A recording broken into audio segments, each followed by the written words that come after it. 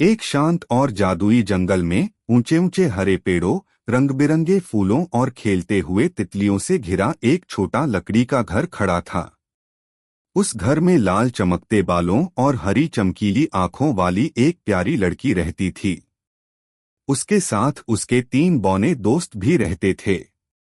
वे हमेशा हंसी खुशी से भरे रहते। एक मोटा सा बौना जिसकी भूरे रंग की दाढ़ी थी, एक पतला बौना नुकीली टोपी पहने रहता था और तीसरा छोटा बौना घुंघराले बालों वाला था।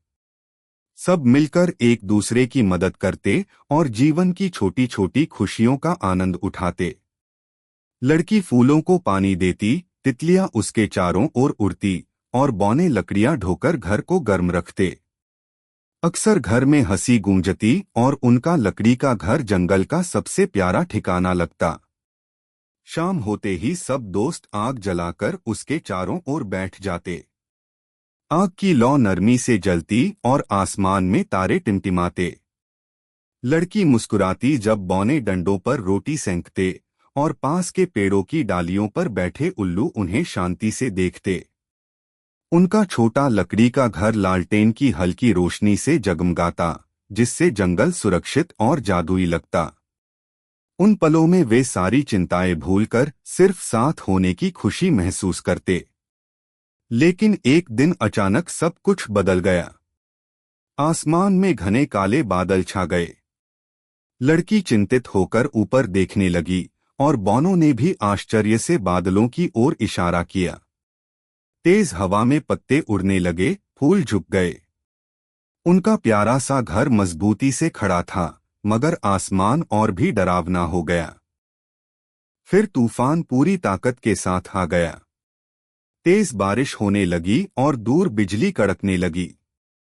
लड़की ने बौनों को कसकर पकड़ लिया, जबकि आंधी उनके घर को झकझोर रही थी। छत चरमराने लगी, पेड़ जोर से हिलने लगे। लड़की के लाल बाल हवा में उड़ रहे थे, मगर उसने बौनों के हाथ नहीं छोड़े। वे एक दूसरे के साथ बने रहे और तूफान झेलते रहे। आखिरकार वही हुआ जिसका डर था। उनका लकड़ी का घर तूफान सहन न कर पाया। एक जोरदार धमाके के साथ छत टूट गई और दीवारें गिरने लगीं।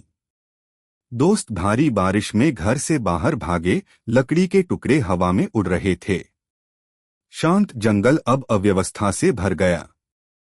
लड़की की आंखों से आंसू बह रहे थे, पर उसने छोटे बौने का हाथ कसकर पकड़ा हुआ था।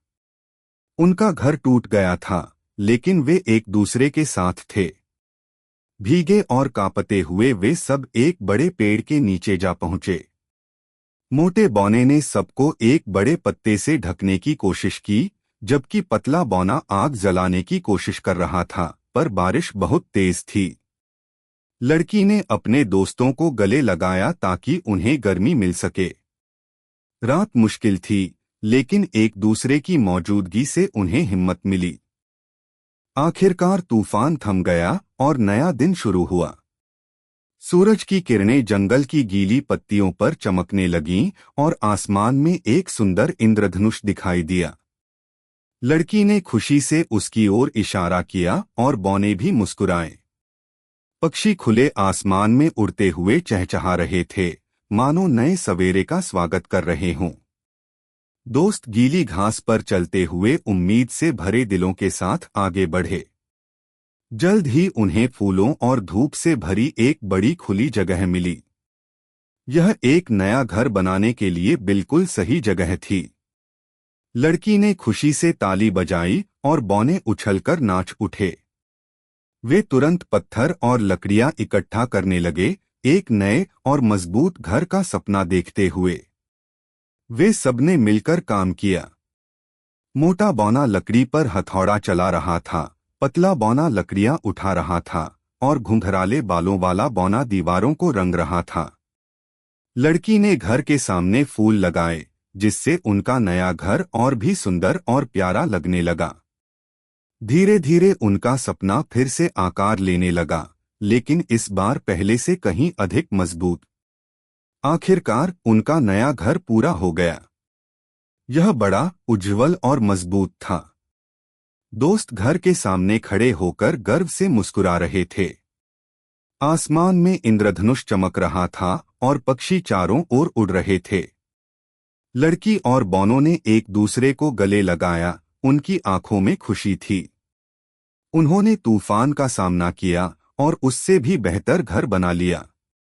उस पल उन्होंने एक बहुत अहम बात समझी, सच्ची ताकत तभी आती है जब दोस्त मुश्किल समय में भी एकजुट रहते हैं।